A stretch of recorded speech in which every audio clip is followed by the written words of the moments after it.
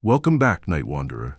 Tonight, you're slipping quietly into a chapter of history they definitely forgot to teach in school. By the way, if you were actually there, you'd probably have been arrested, eaten badly preserved fish, or caught something unpleasant. But don't worry. Tonight, you're only here in spirit. Before we set off, do that slow scroll to like and subscribe, but only if these sleepy little time loops are your thing. And tell me where in the world you're watching from, and what time your clock says. It's strangely comforting knowing who else is still up. Now, lights low, maybe grab a blanket or let your ceiling fan hum away in the background. Time to drift gently back, one step at a time. Your first thought upon waking is not a thought at all. It's a smell. A sour cocktail of old sweat, mildew-soaked wool, and something acrid and faintly sweet, like rotting onions steeped in sea mist. Your second thought is an awareness of your spine, which feels like it has spent the night negotiating a peace treaty with the rocks beneath your sleeping mat. And lost. You open your eyes slowly, not because you're still sleepy, but because you already regret being awake. Light dribbles in through the flaps of a battered canvas tent, casting the world in that pale, ghostly glow that comes just before sunrise, the color of old bone. The air is thick and wet, and everything, your hair, your blanket, your dignity, is damp. Your bed is a flattened piece of goatskin laid haphazardly over packed dirt. The fur side is supposed to face up, but it doesn't matter. After a month of use and a suspicious incident involving spilled fermented milk, it no longer resembles fur. It resembles mossy leather with a subtle crunch when you move. You do not move. You lie there fully dressed because there is no such thing as pajamas in this time period. Or privacy. Or central heating. You are wrapped in what was once a travel cloak, stiff with salt from the sea wind and someone else's dried blood. Probably yours. Could be anyone's. You gave up keeping track after week 2. Your tunic is bunched beneath you, clinging unpleasantly to your damp skin, and something small, something with legs, scuttles along your calf and disappears into your boot. You will not address this. You will simply allow it. Because that is the theme of the Trojan War. Allow it. You are a soldier. Allegedly. No one asked if you wanted to be. Your spear is cracked, your shield is borrowed, your helmet once belonged to your uncle, who was trampled by a chariot and now haunts your dreams with unsolicited advice. You've been camped on the shores of Troy for, well, no one really agrees. Could be 9 years. Could be a metaphor. Time in this place is measured less by calendars and more by how many of your friends have died, how many of your teeth are left, and how much mold has colonized your belongings. A muffled shout splits the morning silence, the kind of guttural noise that means someone has found something horrible, like a dead body or their own reflection in a puddle. You hear the clatter of pottery, the low grumble of horses, and the soft metallic whine of bronze armor being wrestled onto an unwilling body. And above all, you hear the sea. The sea is always there, just out of view beyond the dunes, gray and greasy, lapping at the shore like it's bored of everything. You sit up slowly, peeling yourself off the goatskin like old wax from the bottom of a candle. Your joints crack, your knees ache, your mouth feels like a failed experiment in baking clay. You reach for your waterskin, which tastes like leather, algae, and regret. The tent is cramped, too cramped. You're not alone in here. You never are. To your left, one of your tent mates is still asleep, face down in his own arm, drooling like a spitted hog. His breath smells like fermented figs and old anger. You don't know his name. You used to. But the days blur and it's safer not to get attached. He might not make it to lunch. To your right, a pile of armor sits like a sleeping animal. Dented cuirass, mismatched greaves, a bronze helmet with a bent cheek guard and a plume that has clearly been chewed on by something. You suspect the same rat that chewed your left sandal. You have named this rat Cleon.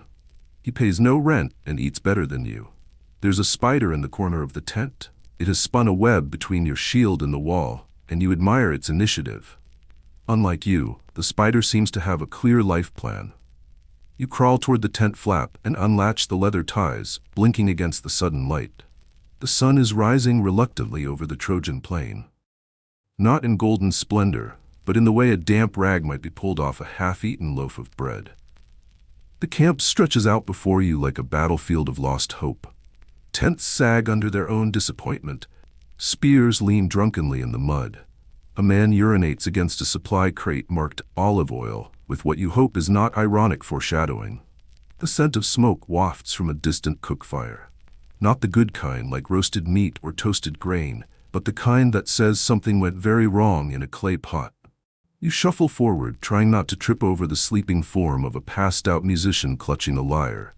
You step around him. His psalm will be sadder today if he lives to sing it.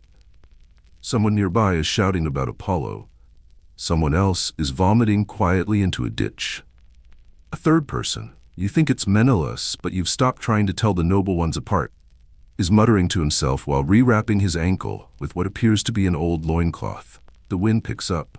It smells of salt, blood, and old decisions. You are awake now, fully, tragically, and you are not going back to sleep. Not here, not in this time, not under this sky, but we will stay a little longer. Let's walk through this day together, shall we? Just you and me. You're not really trapped here, but I won't stop describing it like you are. Because that's what bedtime stories are for. The day does not begin with a rooster crowing. That's a romantic notion sold to you by future poets who've clearly never had to relieve themselves next to one. The day begins with something closer to a scream, not a full-throated theatrical bellow, no, just a sharp nasal hup hup hup, punctuated by the unmistakable sound of someone getting smacked with the flat of a blade for being slow. You are one of the slow ones. Of course you are. You crack open your crusted shut eyes and attempt to sit upright. This is a mistake. Your back has fused with the goatskin overnight, and every movement feels like peeling bark from a tree that didn't consent. You exhale something that sounds like ancient dust and realize two things simultaneously. Your mouth is still coated in sleep scum, and there is definitely something alive inside your left sandal. That's fine. That's part of the process.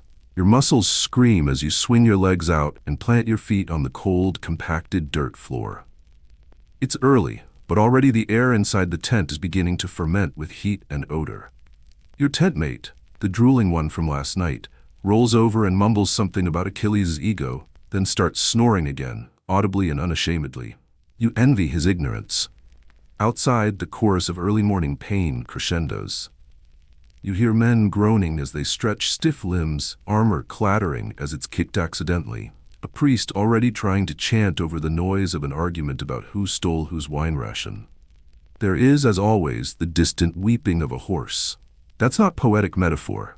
It's just one very emotionally disturbed horse who's been housed next to the meat-smoking pit. Your feet slip into your sandals, which are damp, misshapen, and now slightly more organic than you remember.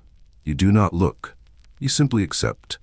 If you examine it, you'll give it a name, and then it becomes a pet. You crawl out of the tent, shivering slightly as the morning air hits your sweat-soaked tunic. The wind here is deceptive. Sharp one moment, fetid the next. Today it smells like burnt barley and open wounds.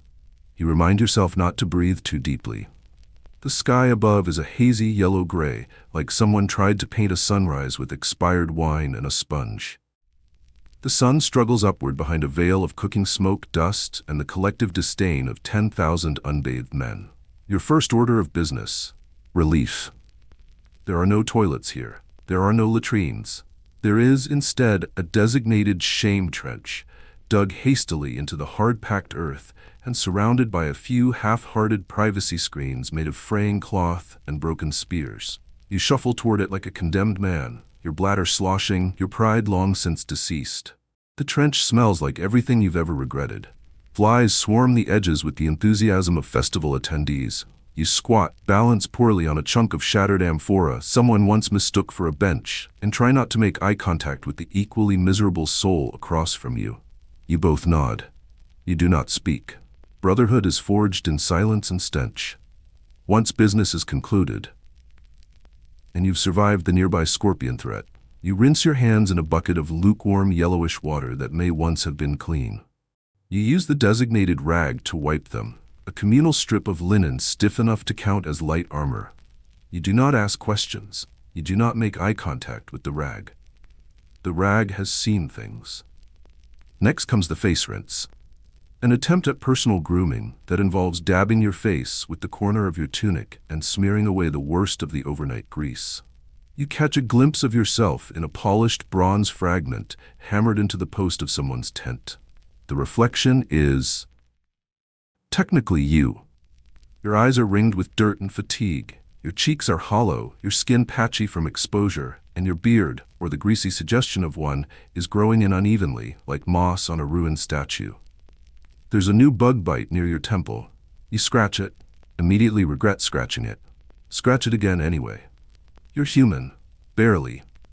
Your teeth feel fuzzy. They always do. There is no toothbrush. There's no toothpaste. There's a vague memory of someone saying ashes work. You briefly consider rubbing a cold charcoal stub across your molars, then decide it's too much effort for a smile no one wants to see anyway. You spit into the dirt. The spit is the wrong color. Now that you're upright and somewhat presentable, by Bronze Age standards which are incredibly low, you prepare for your morning blessing. This is not a joyful ritual. It is a necessity demanded by the gods and enforced by social pressure and the looming specter of blame.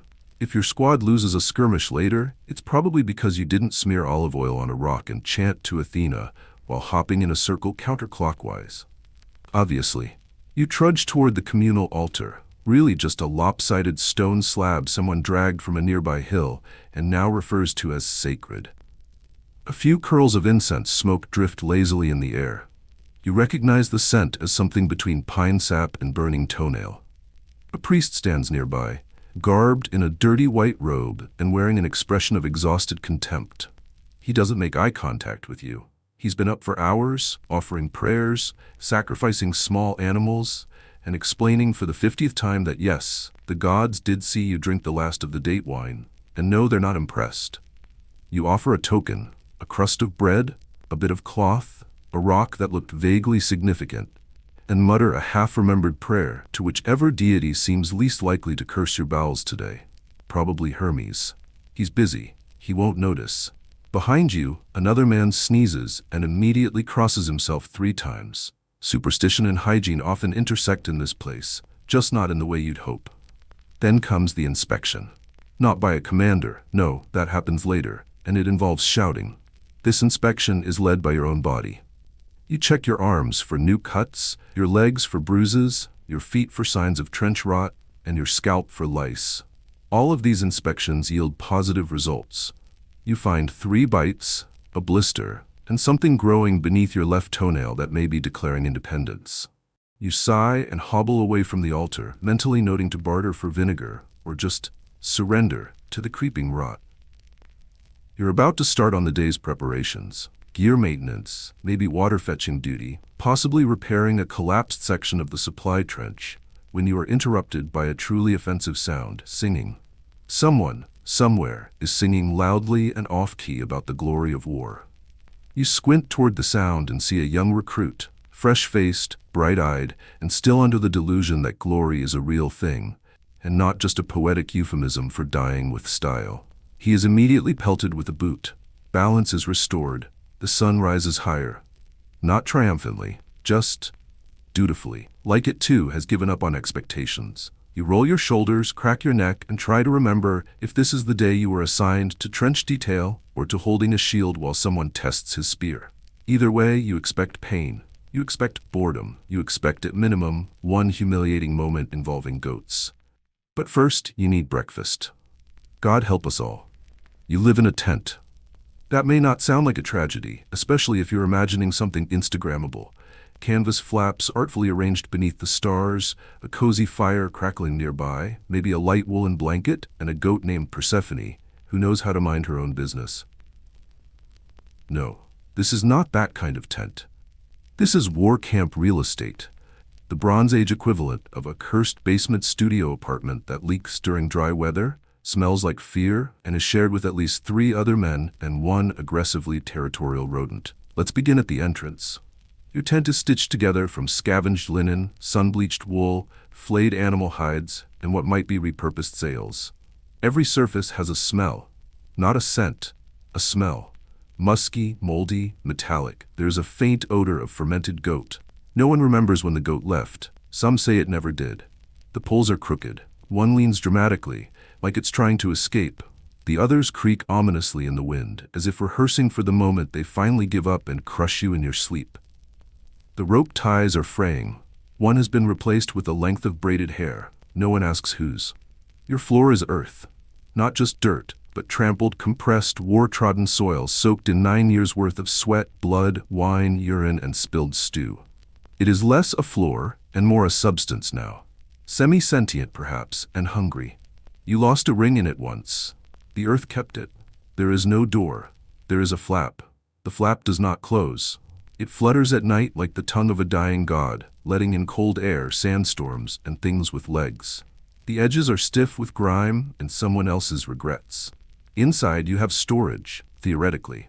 Your closet is a splintered chest that contains one extra tunic, also dirty, a knife you're not allowed to use for actual combat, and several scrolls you cannot read because you were raised in a time when literacy was considered suspicious. If you're caught reading, you might be accused of sorcery or worse, arrogance. Next to the chest is your sleeping area. We've discussed it already.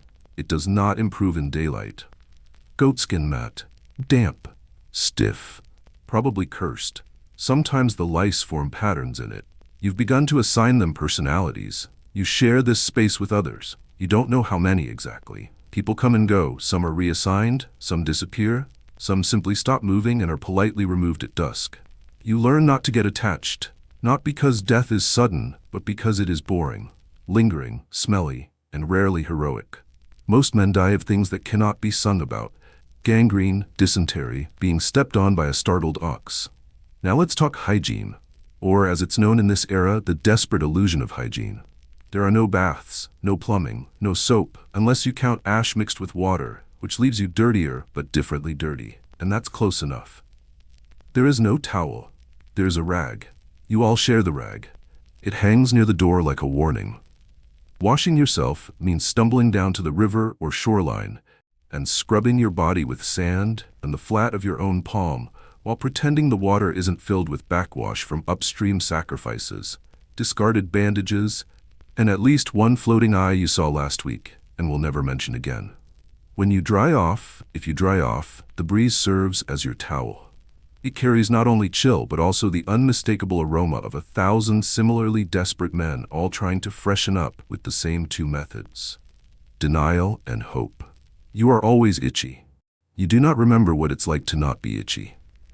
You scratch constantly, under your arms, behind your ears, along your ribs, down your thighs, and across your scalp. Oh, the scalp. Your hair is a hostile ecosystem. It houses lice, of course. That's standard. But also sand, twigs, oil, and possibly one of your tentmates' teeth from a sparring accident 3 weeks ago. You don't check. You just pat it back into place like a haystack made of sadness. The lice have become your roommates. You scratch them off in the morning and they return by evening. You name a few. You keep the funny ones. One of them is called Ajax. He bites hard and shows leadership potential. Your skin has suffered, chafed from unwashed linen, cracked from wind and sun. You are sunburned and frostbitten simultaneously, a trick the Trojan coastline has perfected. Your shins flake, your armpits sting, there's a boil forming near your hip. You pray to Apollo, but not too loudly. He has a temper. Your feet are the worst. Trench foot isn't invented yet, not in words. But you have it. You all have it. You rotate sandals with your tentmates, which sounds like camaraderie until you realize that also means sharing the exact fungal terrain that killed at least one noble cousin. Some men soak their feet in wine to clean them. Some use urine. Some combine both and call it innovation. You settle for hoping it rains. Let us not forget the rats. They're in the bedding, in the grain sacks, sometimes in the helmets. They squeak and scuttle, always just out of reach. You have tried to catch one for meat. You failed. They are faster, smarter, and probably cleaner than you. You have seen a rat washing itself in a puddle while you were scraping mud from your eyelid with a twig. It looked smug. There are also flies, thousands of them, breeding in the dung heaps, living in your food, hatching in wounds. You once saw a man swat so hard he dislocated his shoulder. He died 2 days later, but not from the injury, from the infection that followed. His shoulder was the cleanest part of him in the end. So, how do you cope? You joke. You laugh in ways that sound like crying.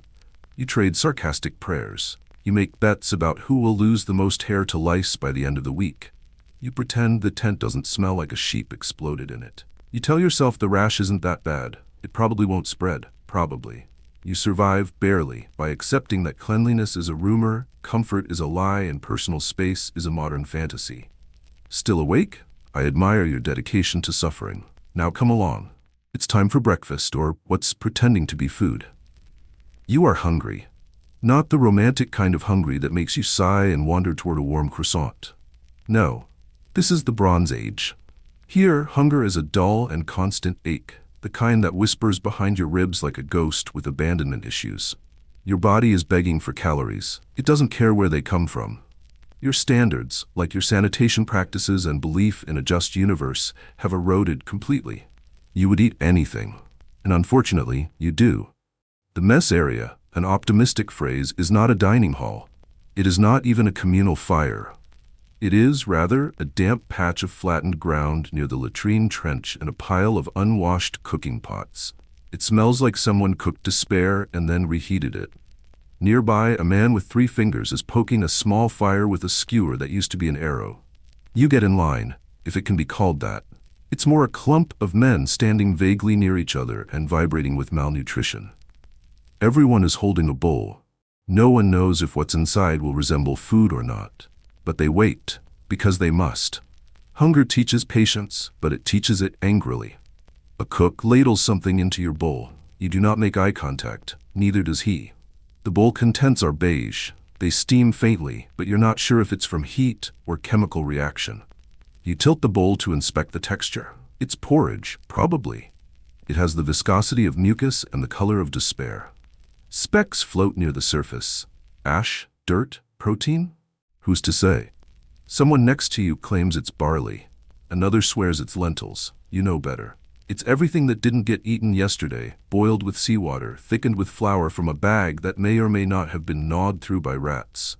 You eat anyway, because in the Bronze Age, food doesn't nourish, it tests you. You raise your first bite to your lips and immediately gag on the smell. It's faintly sour, vaguely fishy, and entirely wrong. It clings to the spoon like it's auditioning for a second chance at life. You swallow. It burns a little. That's probably fine. There's also cheese. At least that's what they're calling it. It's more of a semi-solid with aspirations. Goat's milk gone rogue, yellow-gray, veined and sweating despite the morning chill. You smear it on a shard of old bread that has the crunch and flavor of dried plaster. Someone nearby has broken a tooth on theirs. No one reacts. You keep chewing. Because chewing is preferable to thinking. You chew like it's your only job, because right now it is your only job. The texture of the cheese is disturbingly sentient. It squeaks slightly. You imagine it protesting. You chew harder. There is no fruit.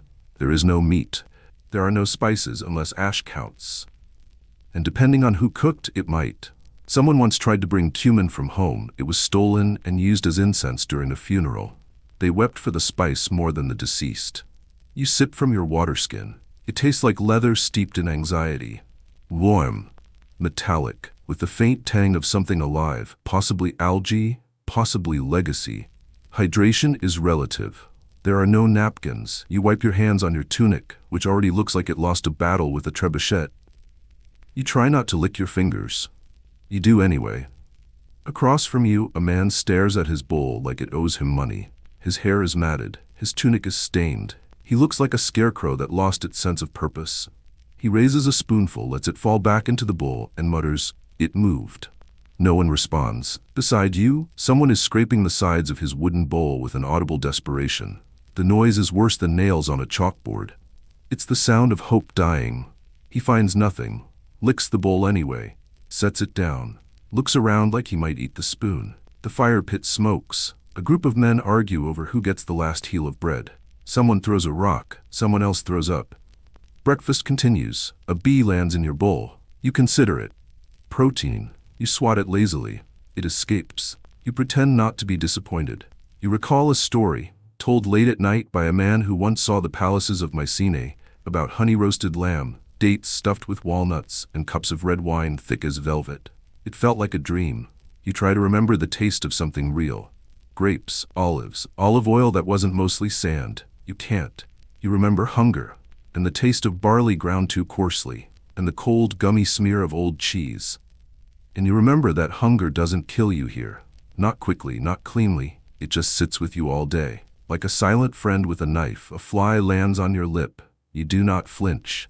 You've reached the point of mutual understanding with the flies. You share space. They take a little blood, a little moisture, a little dignity. You carry on. The cook dumps another glob of beige into a soldier's bowl. It slaps wetly like an insult. No one reacts. It's almost time to work. You eat faster. Not because you're enjoying it, but because the longer it sits, the more it separates. The top turns shiny. The bottom clumps into something resembling regret. You swallow the last bite and chase it with a sip of water you immediately regret. You're not full. You're not even satisfied. But you've completed the ritual. You've consumed the daily sacrifice to keep the gods of hunger at bay. And that is breakfast. You stand. Your knees pop. Your gut groans. You look down into your bowl. There's a small lump you missed. You leave it. Perhaps the flies deserve a feast. Now it's time to dress for the day. Or more accurately, strap your body into the least flattering, most chafing collection of misery this side of Mount Olympus. You would think, you would hope, that after surviving the culinary gauntlet that was breakfast, the worst part of your morning might be over. But no. Now comes the sacred rite of putting on your clothes. You begin, as always, with your undertunic, or what remains of it. It used to be white, possibly. In the way snow is white and then not after one chariot crash and 3 days of foot traffic. Now it's the color of battlefield surrender, vaguely beige with streaks of iron, dust, and something that might be wine or blood or fermented fish sauce. You've stopped asking. You simply sniff once, gag politely, and proceed. The tunic clings as you pull it over your head. It resists. It always resists. It's damp, because of course it is, and sticks to your skin like a judgment. You wiggle and flail like a larva molting inside a cheesecloth, arms emerging from the sleeves with the confidence of someone who's done this 1,000 times, and still hasn't gotten better at it. You tug it down, it reaches your knees. One side is torn. The hem flutters in the breeze like a weary flag. There's a stain across the chest that resembles the shape of a duck. You've named the stain Petros. He is your only friend. Then come the sandals. Leather, if you're lucky. If not, rawhide twisted into a shape that suggests foot prison. Yours are somewhere in between. You step into the left one and feel something squish under your heel. You ignore it. You've learned that curiosity here leads only to pain. The straps are brittle with age and sweat. You wind them around your calves, trying not to grimace as they bite into your skin. One of them snaps. You tie it off with a piece of sinew. It holds. Barely. Now for the armor. You approach your pile of gear like a man approaching a live bear, slowly, with deep regret. Your bronze cuirass waits, propped up against a crate of dried olives. It's warped from heat, dented from a blow you barely survived last summer, and smells aggressively like someone else's armpits. You hoist it up, a task that requires both arms and all your remaining willpower, and slide it down over your head. It lands with a clunk. Immediately, it begins pinching your shoulders and digging into your ribs. You shift. It shifts back. It is not a partnership. It is a punishment. Beneath the armor, you feel your tunic bunch and ride up.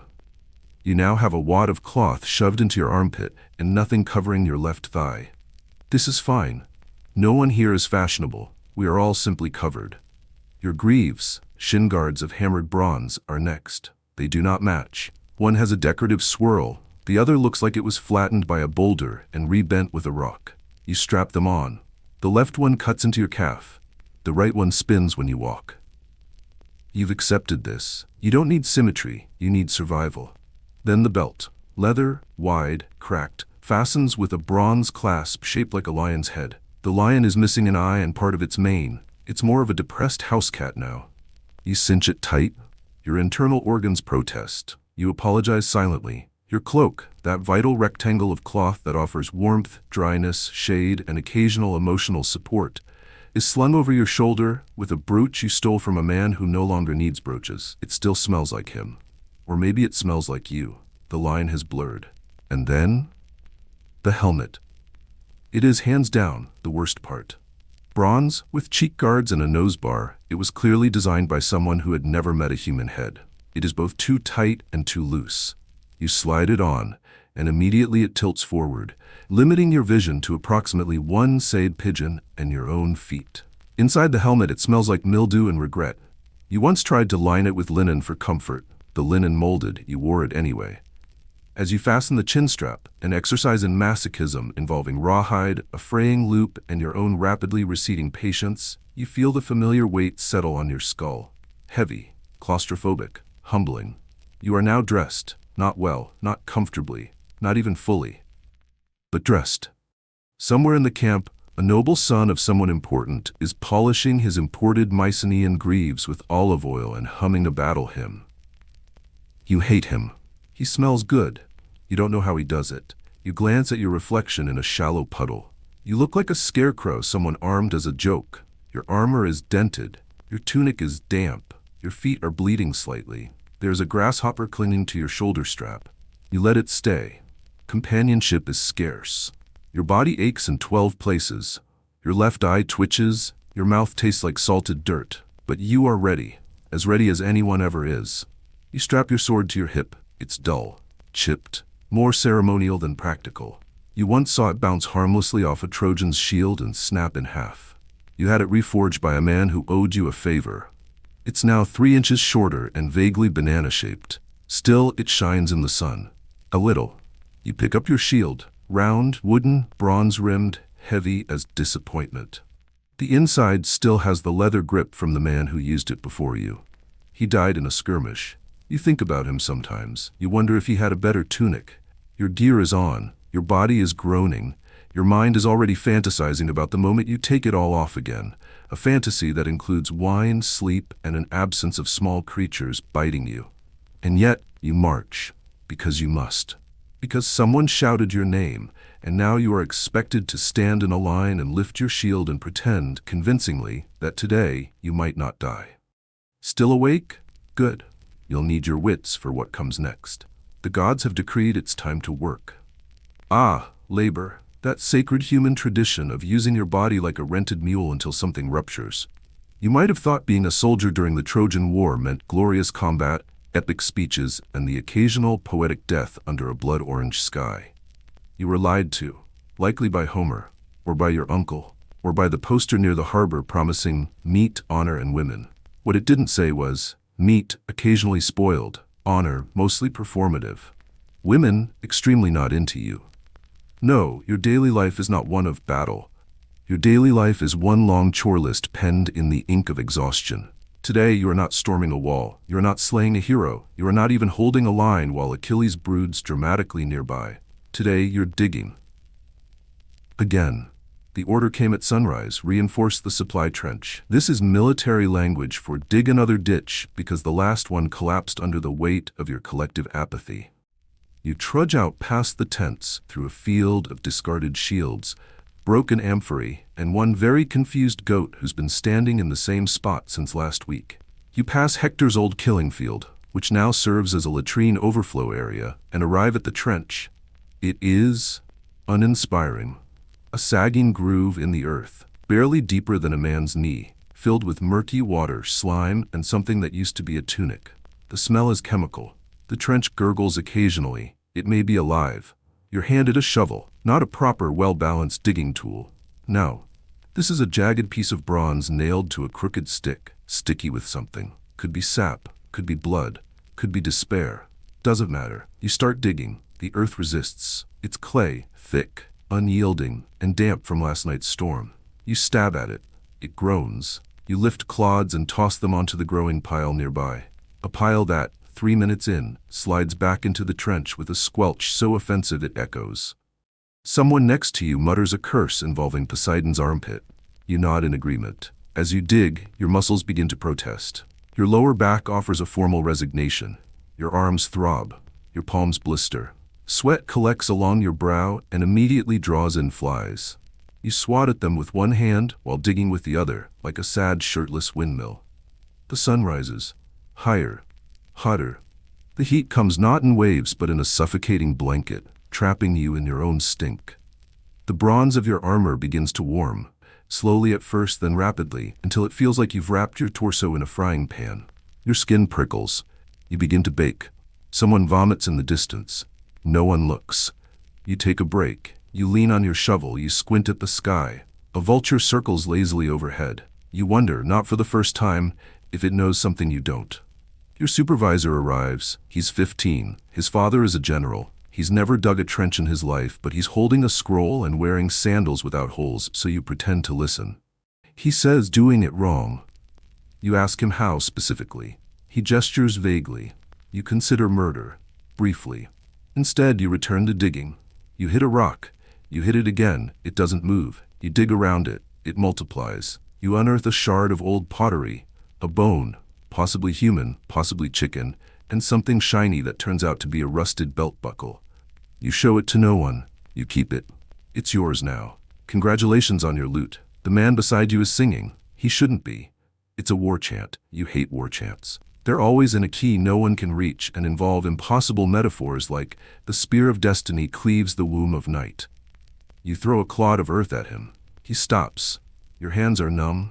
Your feet are wet. Your stomach growls. You dig. Sometimes you're assigned other tasks. Water duty, a death march to a distant spring, guarded by stinging insects and petty nymphs. Weapon cleaning, a chance to see just how much dried blood can remain on a blade before it counts as historical. Sentry duty, a thrilling game of try not to fall asleep while staring into darkness and hoping nothing eats you. But today it's ditch duty. So you dig. Occasionally, your trench floods, usually after you've made real progress. It seeps in slowly, like guilt. You try to bail it out with a bowl. The bowl breaks. You swear. The water laughs. A small snake slithers past your foot. You freeze. You wait. It disappears into the mud. You keep digging, slightly faster. Lunch is announced. You don't stop. Stopping means realizing how tired you are. It means trying to stand up and discovering your spine has filed for divorce. It means wiping your brow and noticing your sweat is the color of clay. So you keep going, long past the point where it makes sense. You have entered the zone, not one of efficiency, but of bone-deep, low-grade delirium. You no longer feel your hands. You have made peace with dirt. You speak to your shovel. You name it. It does not reply. The sun begins to dip, not dramatically, just enough to change the angle of your shadows. Your foreman returns. He says the trench looks better. You briefly imagine striking him with your shovel. You don't. Your shovel is tired too. You are dismissed. Not with thanks. Not with praise. Simply with a grunt. You shuffle back to camp. Your hands are blistered. Your arms shake. Your knees crack. Your back feels like it's storing trauma for future generations. You smell like rot, rust, and old bread. You pass another work group, men dragging a broken wagon full of javelins up a slope that clearly hates them. One falls. The others do not help. They simply wait. You nod as you pass. The shared nod of the broken. You arrive at your tent. You collapse inside. You remove your armor with the gentleness of a man extracting splinters from his soul. You set it down. It falls over. You leave it. You lie back on your goatskin. It is damp again. You breathe. You've earned dinner. Whether you deserve it is another question. But starvation is not a viable diet plan. Still awake? Impressive. You've shoveled your way through another chapter of Bronze Age mediocrity. Now, come along. Let's see what passes for healing in this charming little epoch. There is a special kind of dread that descends when your body, already bruised and battered from the day's indignities, begins to betray you in new ways. Your stomach gurgles in a tone that is neither polite nor promising. Your toe is swollen from yesterday's sandal incident. A gash on your forearm, courtesy of an aggressive javelin rack, has gone from red to redder. With streaks, congratulations. You're about to experience Bronze Age healthcare.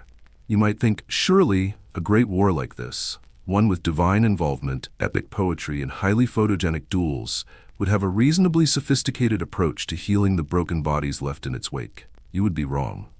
Healing here is not science. It is performance art, flavored with guesswork, divine bribery, and an alarming number of unwashed fingers. The camp physician is a man named Makaan, or maybe Podalirius, or possibly Kevin.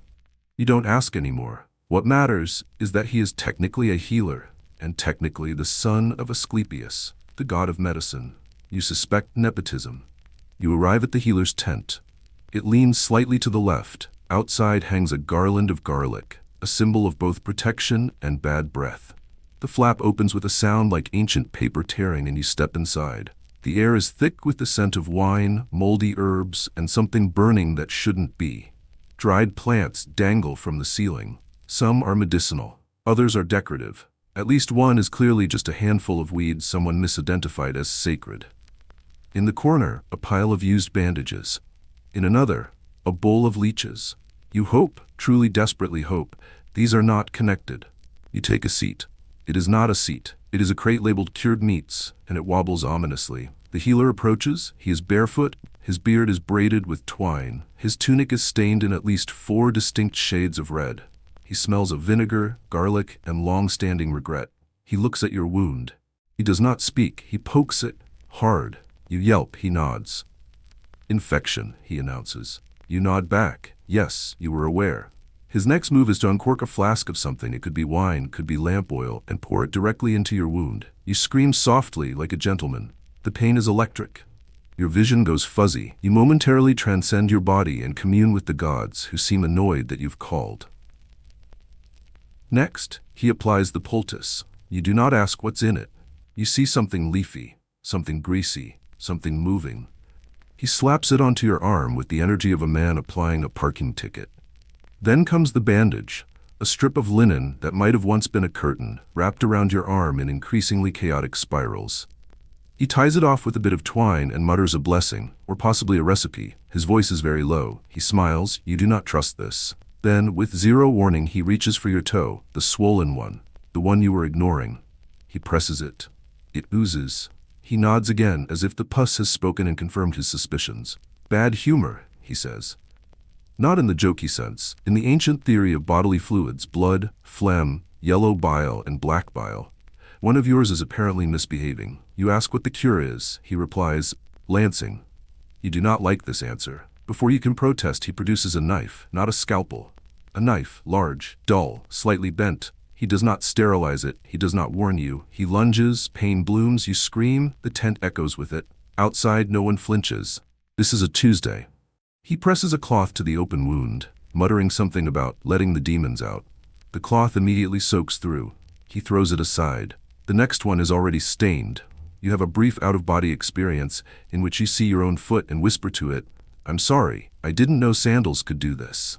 Once the bleeding slows, he produces honey. Yes, honey. You recall vaguely that this might have antiseptic properties. Or it's just to make you taste better to the flies. Either way, he slathers it on with the delicacy of a man basting a roast. He wraps your foot in another strip of cloth, this one definitely used, and ties it off with what you suspect is an old shoelace. He leans back, he grins. You'll live, he says. You wonder how long is implied in live. There are other patients. You glance around the tent. One man has a spear still in his shoulder. The healer hasn't removed it. Keeps the blood in, he explains. Another is lying down, while his friend fans flies off his face. His diagnosis is bad air. The healer has tied a garlic bulb to his ankle and left. A third is receiving a treatment that involves singing into his armpit. You do not ask. There is no such thing as anesthesia. If a limb needs removing, and sometimes it does, you are given a stick to bite down on and a prayer to Apollo. If you survive, you get wine. If you don't, your armor is looted before your body is cold. Bloodletting is popular. Leeches are used for this, if the healer is feeling fancy. Otherwise, it's a sharp rock and enthusiasm. You leave the tent limping, oozing, and slightly more sticky than when you entered. You feel no better. But the healer looks satisfied, and that's what matters. To him, you hobble back toward your tent. You're woozy, lightheaded, probably from the blood loss, possibly from the smell of your bandages. A nearby soldier eyes you warily and offers you a sip of something brown and flammable. You drink. It burns. You feel better or worse. The line blurs. Tomorrow, your bandages will be hard as bark. You will remove them. The wound will not look better. You will repeat the process, or not. And eventually, if the wound doesn't heal, you will go back to the healer, and he will suggest burning it shut with a hot blade in the open while birds watch. Medicine in this era is not about recovery. It is about buying time and possibly scaring the wound into submission or making your death look poetic. Still awake? You're tougher than your ancestors. Let's feed you again. You've earned another bowl of whatever nightmare is being boiled tonight. The sun has begun its descent, not in a majestic arc across the heavens, but like a drunken nobleman stumbling toward the floor. The camp shifts with it, groaning as bodies rise from the dirt where they'd been lying in exhaustion or temporary death. You are among them, limping slightly, wrapped in dirty cloth, smelling like burned honey and damp regret. It is dinner time, which is to say, it's the hour when people start pretending that what they're about to eat constitutes dinner. You drag yourself toward the communal cooking area, a generous phrase for what is essentially a fire pit, a pile of cracked pots, and a man called Mylon, who has no sense of smell and even less shame. He is the camp's cook because he once successfully boiled grain without setting it on fire, and everyone decided that was enough to qualify him as a culinary authority. Tonight's stew is already bubbling. You recognize the smell, not because it's distinct, but because it's the same smell as every night: salt, smoke, and a sharp sourness that hints at fermentation and foot fungus. A line has formed. More of a shapeless mass, really. There is no order here, only hunger. A man with a dislocated jaw breathes heavily behind you. A boy who shouldn't be here, shouldn't be anywhere but childhood, tries to elbow past. He is ignored. Everyone is too tired to fight, or too close to collapse. You clutch your bowl. It is wooden, slightly warped, and has a deep gouge down the side that collects mysterious liquids. You tell yourself it adds flavor. You are a liar. The pot bubbles. Something inside pops. Milan grins. He lifts the lid. A cloud of steam escapes, thick, wet, and immediately suspicious. He begins to ladle it out. The stew, if one is being generous, is a tan slurry. Its exact ingredients are unknown. Guesses include barley, roots, wild onion, fish skin, shredded goat cartilage, and possibly someone's offering to Hermes that fell into the pot and was left there out of fear. Chunks of meat float sporadically, none of which look familiar. One is definitely a hoof. One is round and gelatinous. You hope it's not what you think it is. You accept your portion without comment. You know better. Asking questions in this line only leads to therapy you can't afford. Back at your designated eating area, a flat rock with questionable stains, you examine your meal. There is grease, there is grit, there is the distinct scent of mildew. And yet, there is also warmth. And in this place, warmth is rare. You hunch over it, letting the steam rise into your face. It opens your pores and your trauma. Your first bite is alarming. The meat is chewy. Not in a satisfying cooked-through way, but in a "this used to be tendon and still wants to be" way. You gnaw like a dog. It resists. You swallow anyway. The barley is undercooked, crunchy even. It explodes between your teeth like sand-coated pebbles. One piece lodges under your molar. You will not be able to remove it until next week. You will think about it daily. The broth is both too salty and somehow bland. It has the mouthfeel of warm silt. There's a slickness that coats your tongue and refuses to leave. You gulp it down. You're not here for pleasure. You're here for calories. The occasional carrot cube, if you're lucky enough to get one, is a soggy orange miracle. You savor it. You mourn it when it's gone. The flavor is faintly sweet, possibly from sugar, possibly from optimism. A fly lands on your lip. You don't flinch. You blow it off and continue eating. Your standards have not simply lowered, they've packed up and fled. You glance around at the other diners. Some eat in silence. Some mutter softly to their food, either blessing it or apologizing. A man nearby dips his bread into the stew. It disintegrates. He eats it anyway. He does not blink. There are no utensils. Some use spoons carved from horn. Others, their hands.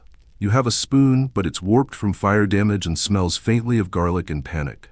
It bends as you stir. You stir anyway. You have hope, not a lot. Just enough to check the bottom for something edible. You find a chunk of meat. You lift it out. It is blackened. It has texture. It stares at you. You stare back. You put it in your mouth. You win. Someone gags behind you. The smell is getting stronger. The fire is low now, flickering red and orange like a fever dream. Shadows dance on the tents, making giants of tired men and monsters of their gear. Wine is passed around. It is not wine. It is grape-flavored vinegar mixed with water and maybe tears. You sip, it sears your throat and calms your stomach. You sip again. A story is told. Something about a soldier who caught a boar and roasted it. He choked on the tusk. Everyone laughs. The story has no moral. It never does. The wind picks up, the flames dance, ashes drift, a piece lands in your stew. You eat it, it tastes like everything else. The pot is scraped clean. Milan sighs. Someone asks what's for tomorrow. He shrugs. Depends what's still alive. You hope he's joking. Spoiler, he's not. You finish your meal, you lick your bowl, you do not taste anything new, you do not care. You are, in theory, full. Your body is not nourished, but it is pacified. That's enough. You rinse your bowl in a bucket of gray water that has not been changed in a week. A sheen of fat clings to the surface. You stir it with your fingers. You cry a little, but only on the inside. Night falls. Stars appear. Faint, scattered, judgmental. The moon peers over the horizon like it's checking in on a disaster it doesn't want to get involved with. Still hungry? Good. That means you're still alive. Let's talk about why everything that happens next will be blamed on gods, curses, or dreams. Because superstition isn't just part of the culture here. It is the culture. The night air hums with unease. Not the loud kind, not yet, but a quiet, skin-prickling kind. Like the camp is holding its breath. Like something invisible is pacing just outside the firelight. And frankly, it might be. This is Troy. This is war.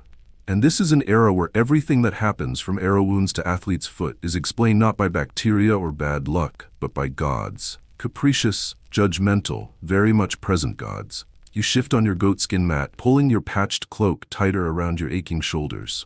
Your dinner still simmers in your stomach, if simmers means ferments aggressively.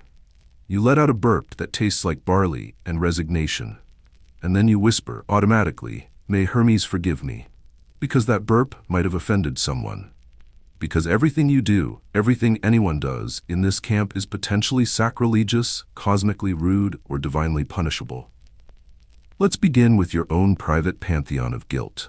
Zeus, who watches all, smites frequently and can't keep it in his toga. Apollo, who sends plagues via arrows and once cursed an entire army because someone insulted a priest's daughter. Athena, who prefers clever warriors but will drop you like a moldy olive if you say her name too loud during a fart. Ares, who enjoys bloodshed, but only when it's dramatic and photogenic. And Hera, who is never not angry about something, usually for good reason. You grew up fearing them. You were raised to see the divine in every flash of lightning, every goat that fell over, every rash that looked a little too circular. Now that you're in the war camp, your fear has evolved. It's not just fear of the gods. It's fear of being seen, not fearing them enough. Every tent has some kind of offering hanging by its entrance. An olive sprig, a tuft of lamb's wool, a coin too bent to use, a braid of hair from a cousin who definitely didn't consent. Yours is a cracked amulet of Artemis and a pebble you once found that looked vaguely like a face. You named it Stony Theo. You rub it before meals. You do not joke about it. Not out loud. Offerings are daily. Bread crusts, flower petals, drops of wine, the occasional fingernail clipping. These are left at the foot of a designated rock outside the healer's tent, which has been declared sacred by virtue of having been struck by lightning once, probably. The offerings rot quickly. No one removes them. The smell is considered spiritually cleansing. You endure it. You contribute to it. Dreams are serious business here. Very serious. If you wake up sweating and whimpering after a vivid dream about being chased by a talking boar, you don't shake it off. You consult someone. There's always a dream reader in camp. Usually an old man with milky eyes and a robe held together by knots and conviction. You describe the boar. He tells you it's clearly symbolic of your repressed guilt about stealing an extra bread heel 3 moons ago. You nod solemnly. You vow to fast. You break that fast within 2 hours. But the gods forgive, right? Assuming you don't trip on your way back from the latrine, because if you do, that's a sign. That's an omen. It means Athena is watching. Or that you shouldn't have used the left hand to eat. Or that the stew had rat in it. It definitely had rat in it. Speaking of hands, everything has a correct hand. You eat with your right. You clean with your left. You reach for tools with your right. You swat flies with your left. If you mix that up, it could lead to a shipwreck, a bad hunt, or mild spontaneous combustion. Someone will notice. Someone always notices. There is no privacy here. Not from the divine, and not from your peers. Superstition has given birth to constant surveillance. You are watched, always, by your fellow soldiers, by priests, by widows in their dreams, by passing dogs who might be sacred, and by birds who are definitely spies. You once saw a seagull eat an entire lizard and then stare directly into the sun. That bird knows something. Everything is interpreted. If you sneeze before a battle, lucky. If you sneeze twice, extremely unlucky. If someone farts during a prayer, that's a sacrifice gone sour. Start over. A black dog crossing your path? Bad omen. A black dog crossing and then immediately vomiting? That's either Apollo's wrath or bad leftovers. Either way, hold your sword with the hilt facing north until sunset. Just to be safe. People here aren't just religious, they're exhausted by it.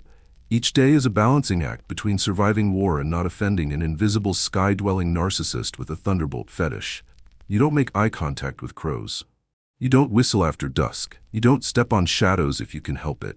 You definitely don't mock the gods, even in jest, especially not the minor ones. They're petty. Once, a man named Leandros joked about Dionysus being just a drunk with grapes. The next day he was trampled by a runaway ox and drowned in his own wine jug. Coincidence? No one thinks so. We still talk about him in hushed tones. He was very funny. May he rest forever pickled. The priests love this. They interpret, they warn, they correct, they issue edicts about how many times to bow before speaking to a cloud, or how long to fast after seeing a three-legged dog. They walk around in white robes that are never dirty, which is either divine proof or a secret laundry method no one else is allowed to know.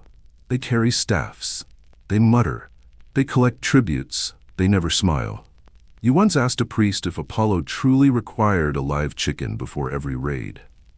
He looked at you like you farted in the Parthenon. Of course, he said, if you want to come back with both kidneys. You sacrificed the chicken. It bit you first. You still have the scar. And then there are the rituals. You can't just leave your tent. You must spit over your left shoulder, whisper, "Keep me," and tap your head 3 times. You can't just enter battle. You must anoint your blade with wine, oil, or blood, preferably not your own. You can't just drink from a cup. You must swirl it first, lest a spirit be hiding inside. This isn't culture. It's spiritual performance anxiety. Even your dreams betray you. If you dream of fire, you wake and pour water outside your tent. If you dream of falling, you throw salt over your shoulder. If you dream of a woman laughing, you burn sage and apologize to your ancestors for reasons no one will explain. And you always wake up feeling like you've done something wrong. Because in this world, guilt is not a feeling, it's a requirement. Still awake? Then you're not cursed. Probably. Let's lift the mood. Let's talk about fun.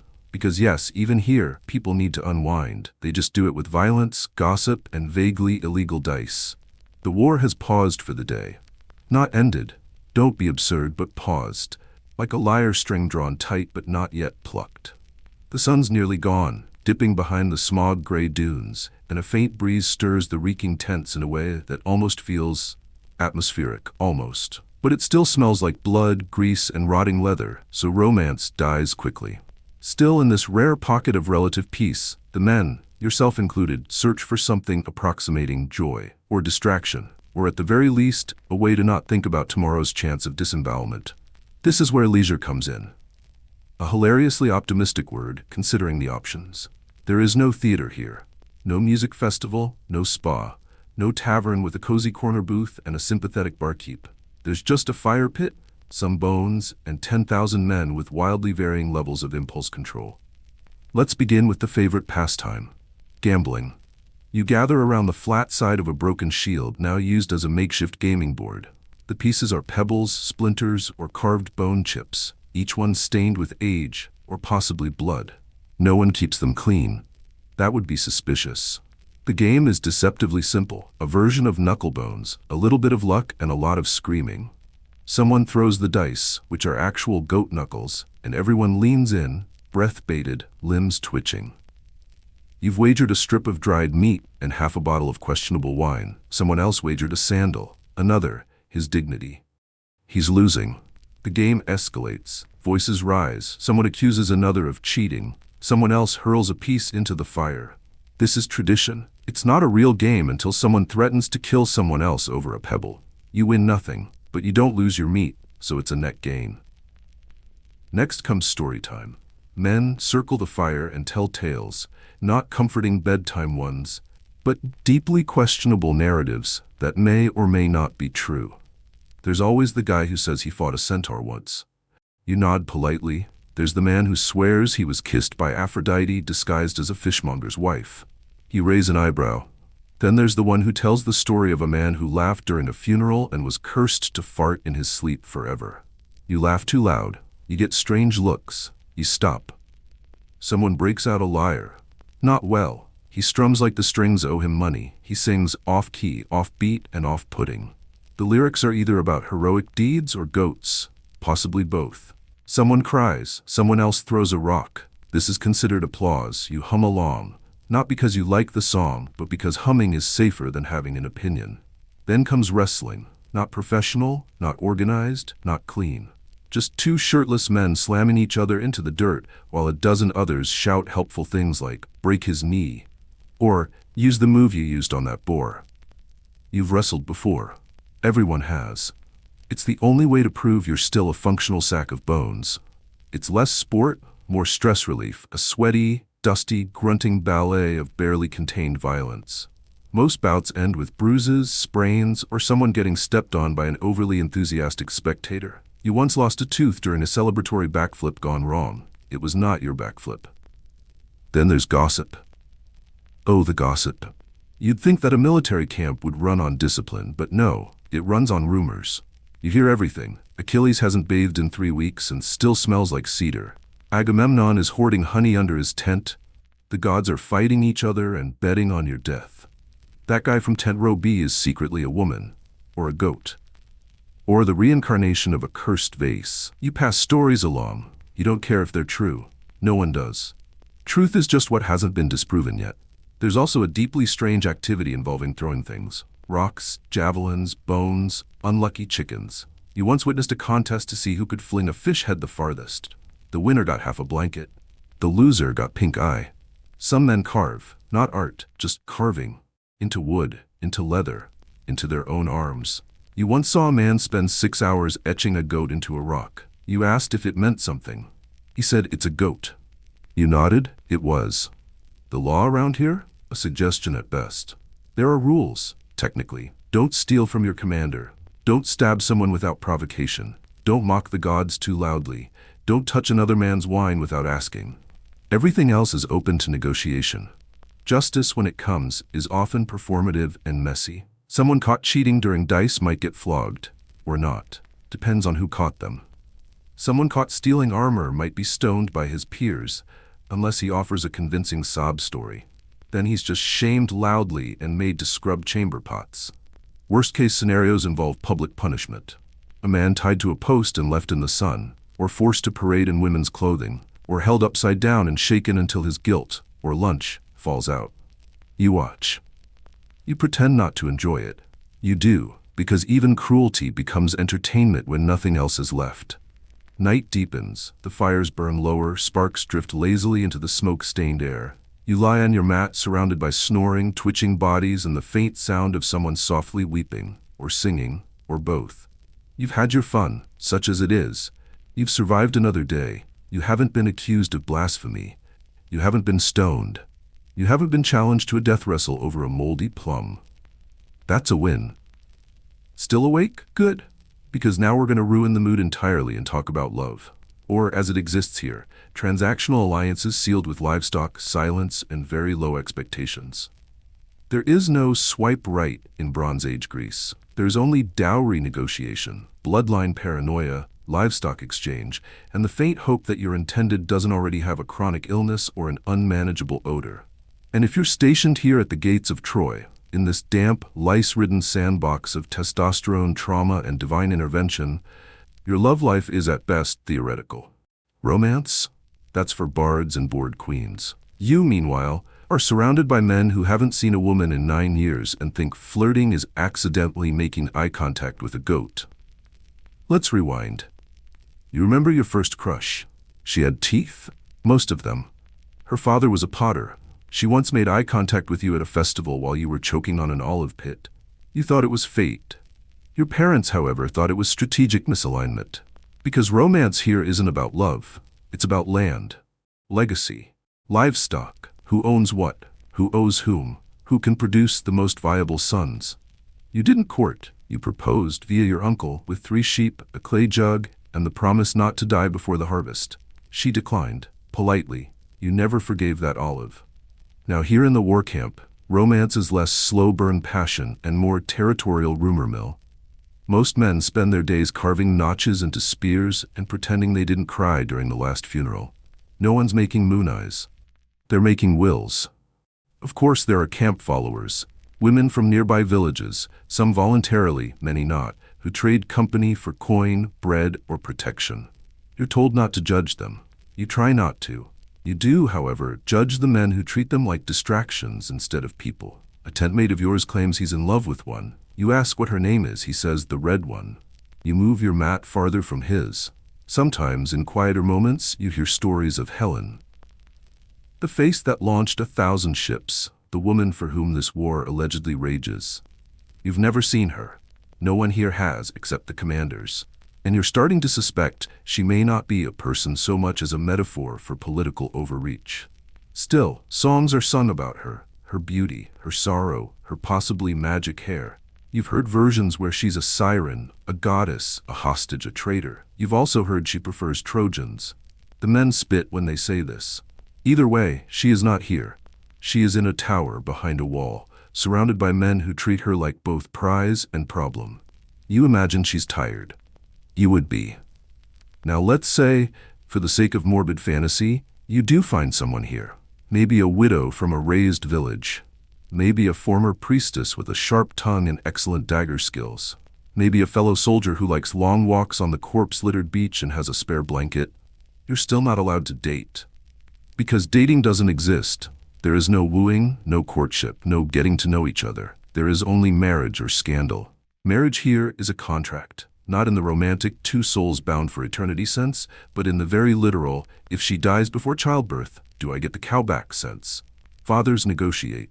Mothers mediate. You nod, she nods. The wine is poured. Done. The ceremony lasts less than a fight over stew.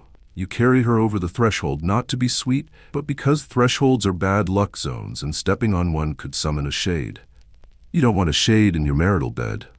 Or anywhere, really. Afterward, if you're lucky, she bears you a child. If you're really lucky, it survives infancy. If you're really, really lucky, it's male. There are no love letters. No anniversaries, no "how was your day, darling" conversations. There are crops to tend, wounds to bind, ghosts to ignore. There is never time for tenderness, only partnership forged in shared suffering. Affection is subtle, handing someone the better chunk of bread, not complaining when they hog the goatskin, letting them keep the nice spoon. As for women, their lot is worse. They are traded like coin, blamed for every divine tantrum, and expected to be silent, fertile, and invisible. Their voices don't echo here, only their screams, only their eulogies. You've seen what happens when a woman is captured. You've seen what happens when she's too pretty. You've seen what happens when she's too clever. It's always the same. It always ends quietly, with the sound of footsteps walking away from justice. And yet, occasionally, you catch a glimpse of something almost tender. A man tucking a charm into his tunic, gifted by a woman back home. Another muttering a wife's name before battle, a letter clutched too tightly, too worn to be read again. These fragments keep you human. You remember a girl who once sang to herself as she braided rushes by the riverbank. You never spoke to her, but the melody lives in the back of your throat. You hum it sometimes when no one's listening. Tonight you lie on your back under the open flap of your tent. The stars blink overhead, cold and distant. You think about love, not as something you'll find, but as something you might still be worthy of. Someday, after this, if there is an after. Still awake? Impressive. Let's talk about children now, not the cute kind, the tiny adult kind, the ones hauling water buckets and burying corpses before they can pronounce spear. Children laugh here, not often, and not for long, but sometimes, fleetingly, they do. A high, brief sound, like wind chimes blown through battlefield dust. You hear it from the edge of the camp, where a boy no older than 8 is attempting to juggle pebbles. He's not very good at it. One lands in a horse's feed. The horse does not care. The boy giggles. Then someone calls his name, sharp, urgent, and the sound vanishes. Because in this world, childhood isn't a phase. It's a liability. If you are a child born during the Trojan War or worse into it, you don't grow up. You simply arrive, already halfway broken, your tiny fists clenched, your future pre-burdened. You don't toddle, you fetch. You don't babble, you memorize prayers. You don't daydream, you sweep blood off a tent floor before the flies get there first. You begin your duties young as 5 if your legs can hold you. You carry firewood, you drag water jars. You clean wounds if you're lucky, latrines if you're not.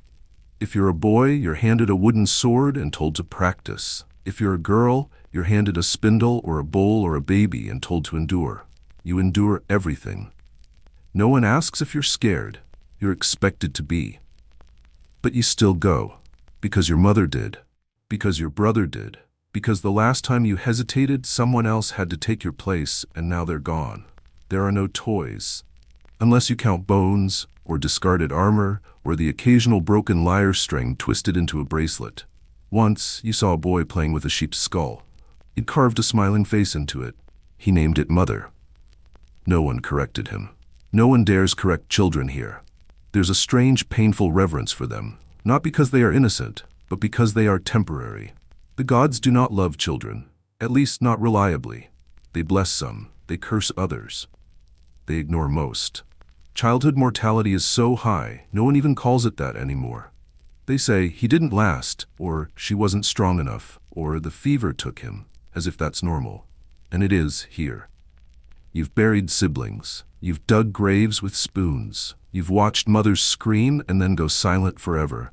You've watched fathers turn into statues after wrapping their daughters in shrouds made from wedding cloth.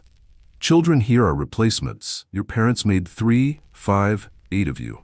Not because they love noise and chaos and tiny sandals, but because they needed numbers. Children are currency. Labor. Insurance. Half of you won't make it to adulthood. The other half will wish you hadn't. Education? Laughable. If you're wealthy or pretending to be, you learn recitations, stories of heroes. You repeat Homer's verses like prayers, even though no one here is coming back with glory. You memorize genealogies, who's descended from whom, who angered which god, who spilled whose wine. That's important. More important than learning to read. Reading is for priests, for oracles, for people with clean fingernails, not for you. You're taught what matters, how to skin a goat, how to mend a tunic, how to hold a spear, how to look like you believe what the priest is saying. You're taught not to cry, or if you do, to make it poetic. At age 10, you're a man, or you're a woman, or you're neither, and they decide for you. At 10, you carry weapons. You walk with soldiers. You light funeral pyres and don't flinch at the smell of burning. At 11, you might be betrothed. At 12, you might give birth. At 13, you might die. There is no adolescence, only premature disappointment. You remember a boy named Darius. He was always cheerful, too cheerful. He liked to carve boats from twigs and send them sailing across the camp's foul little stream. He said he was going to build a fleet one day. The other boys mocked him, not because they hated him, but because hope is contagious, and they were trying to vaccinate themselves. He got sick. The healer said it was lungs. That vague, terrifying diagnosis that means the body is losing the will to inhale. Darius stopped sailing boats, stopped eating, stopped speaking, and then one night stopped. No funeral, just a whispered goodbye and a borrowed shroud. You still see his boat sometimes, washed up near the latrine trench, soggy, broken, defiant. Some children in camp still play, the very small ones, the ones too young to understand what screams mean. They laugh at shadows, they run in zigzags, they trip and fall and look up, waiting for someone to tell them it's okay. No one does, because it isn't. Not here. There are rituals, of course, ways to protect children from divine wrath, amulets, tiny bits of bone tied around their necks. A mother might smear ashes on her child's cheeks to make them unattractive to spirits. A father might whisper nonsense words into a sleeping baby's ear to confuse fate. Sometimes it works, sometimes it doesn't. The gods are fickle, and in a world where even warriors drop dead from stubbed toes that got infected, no one expects a child to survive, only to persist for as long as possible while everyone pretends not to grieve in advance. Still awake? Then you're ready to meet the rest of your companions. They walk on 4 legs, or 6, or many more. They are pests. They are partners. They are sometimes dinner. Let's talk about animals now. The good, the bad, and the vermin that chewed your only belt. By now you've made peace with many things. The rot in your shoes, the twitch in your eyelid, the persistent smell of barley-stewed death in your hair. But nothing prepares you for the animal situation. In Bronze Age Troy, the line between beloved companion and public health crisis is thin, blurred, and frequently licked. Let's begin with the dogs.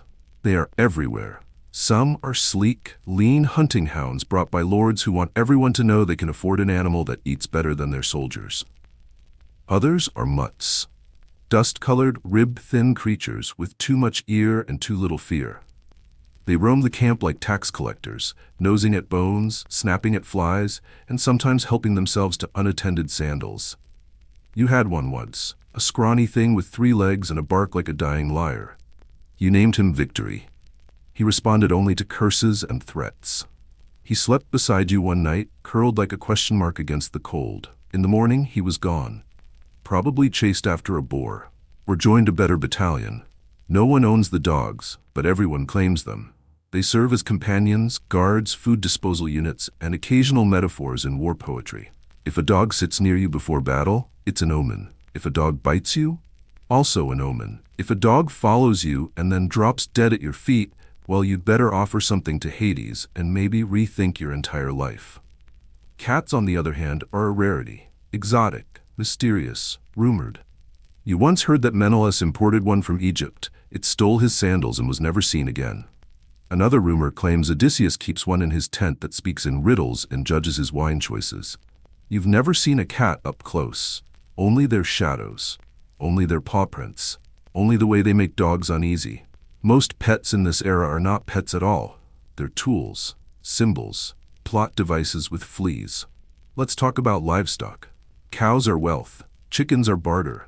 Goats are goats, equal parts milk source, scream machine, and escape artist. There's a goat in your camp right now. She's chewing on a discarded shield and staring at you like she knows what you did last summer. You've tried milking her. Once, she kicked you in the chest. You apologized. You've kept your distance ever since. Horses get the royal treatment, gleaming, well-fed, draped in armor and scented oils.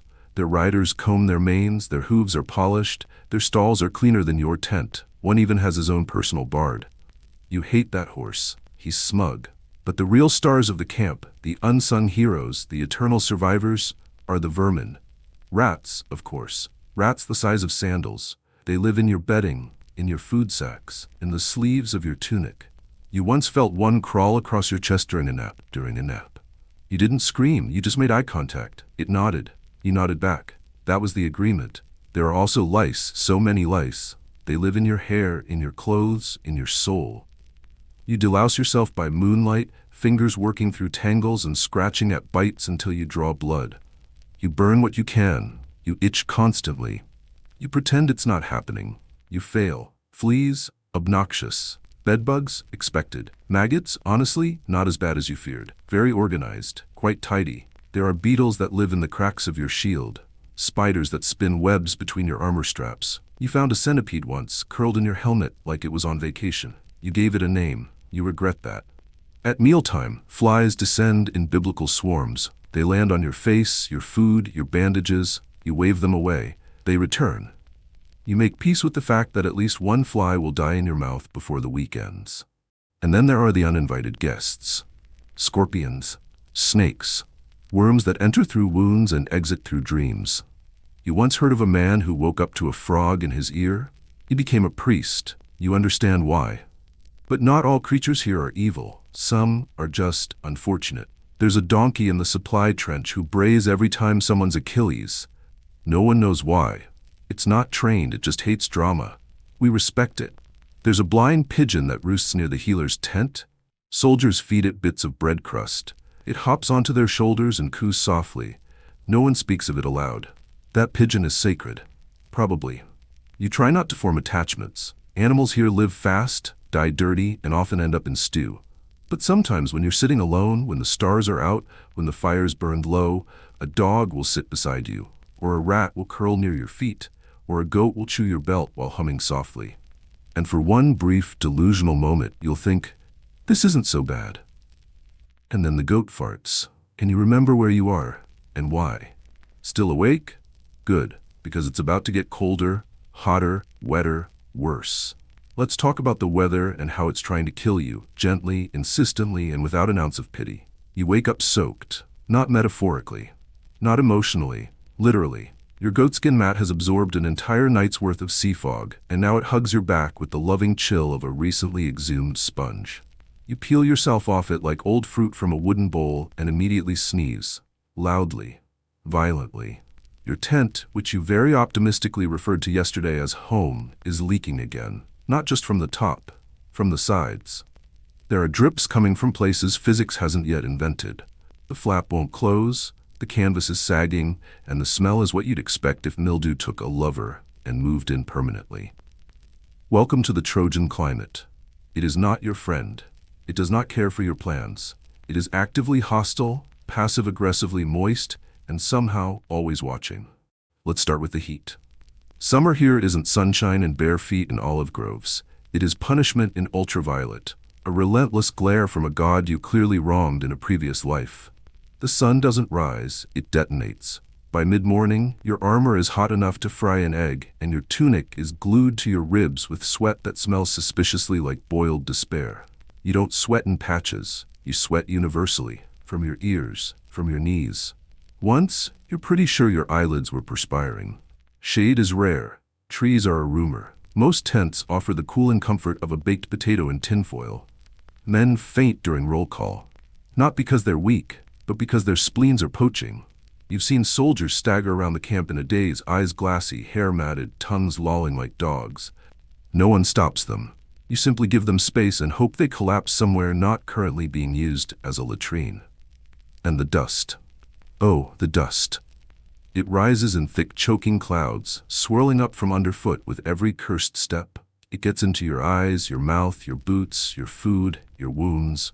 You once found it inside your scroll. You didn't even own a scroll. It tastes like the earth is trying to reclaim you.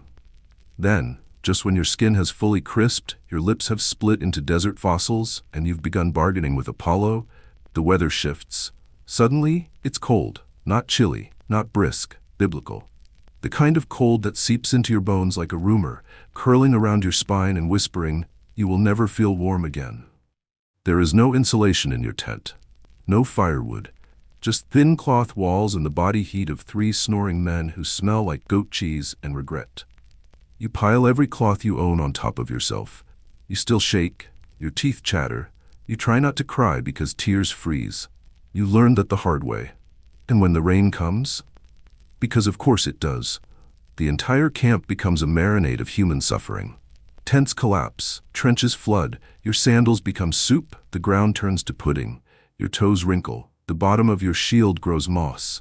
You once saw a spear float past with a frog riding it. You nodded respectfully. The frog did not return your gaze. Inside the tent, everything is wet. Your mat, your cloak, your bandages, your soul. The air smells like mold and wet wool and dreams that never came true. Nothing dries. Nothing ever dries. Time becomes a cycle of slightly damp to completely submerged. Then comes wind. Not a breeze, not a gust. A full-body slap from the gods. It screams through the camp like a toddler throwing a tantrum. It lifts tents, it launches cloaks, it knocks over your soup. It howls through armor racks and makes your lyre-playing tentmate think the spirits are asking for a sadder tune. You once saw a man try to relieve himself in a crosswind. It did not end well. We do not speak of it. Thunderstorms arrive with zero warning. You'll be polishing your sword, or what passes for one, when the sky cracks in half. Rain slaps the earth sideways. Lightning hits the same tree twice. You wonder if the gods are arguing again.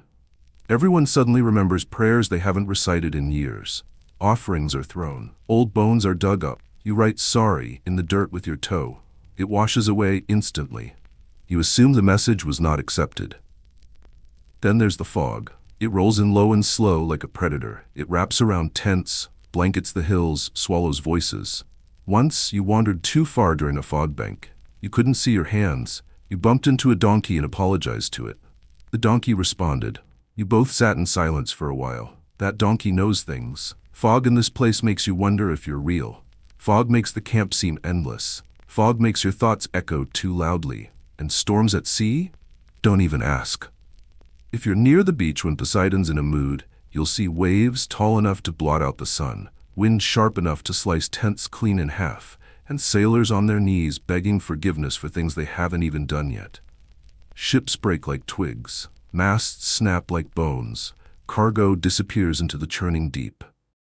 You once saw a crate of pickled fish wash ashore with a note carved into the wood. "Tell my wife I fought the tide." You didn't. You used the crate for firewood. Finally, there's dust storms, nature's version of sandpapering your entire body and soul simultaneously. You wrap a cloth over your face. It doesn't help. You blink and feel your eyeballs exfoliating. You cough for 3 days. The tent fills with grit. Your stew crunches. You chew anyway. You tell yourself it's seasoning. Weather here is not a backdrop. It is a participant, a chaotic neutral character with zero boundaries. It will not kill you cleanly. It will just weaken you, slowly, relentlessly, thoroughly, until you are damp, itchy, windburned, snot-nosed, sun-spotted, frostbitten, and completely incapable of remembering what normal air smells like. Still awake? Of course you are. Now curl up in that damp blanket. Close your eyes, because the only thing colder than the night air is the final part of this little bedtime journey. Let's talk about death. Not metaphorically, not symbolically, just the very literal, ever-present, dirt-kissed end of the day. Night has settled like a blanket stitched from ash and silence. The fires have burned low, coughing out their last sparks into the damp air. The sounds of the camp, the wheezing, the muttering, the endless scratching of someone's lice-infested scalp, have all softened into a kind of exhausted hush. And still, ye do not sleep. Because in this time, in this place, sleep is not rest. It's rehearsal. For death. Death is not a stranger here. It's not even a guest. It's a roommate. It sleeps beside you, eats from your bowl, tries on your sandals when you're not looking. You've smelled it too many times to pretend otherwise. Not the abstract fear of death, but the real thing. The rot, sweet stench of a man's last breath, escaping between cracked lips. The coppery tang of blood that didn't quite make it into the dirt. The way the body deflates just a little, like a wineskin sighing. Here, death doesn't come with fanfare. Not usually. Most people don't go out in battle, sword raised, name shouted, doves released. Most die like this, lying on their back, under a threadbare cloak, in a tent that smells of mildew and old stew, whimpering, feverish, unmourned, unshaved. There is no soap, there are no antibiotics.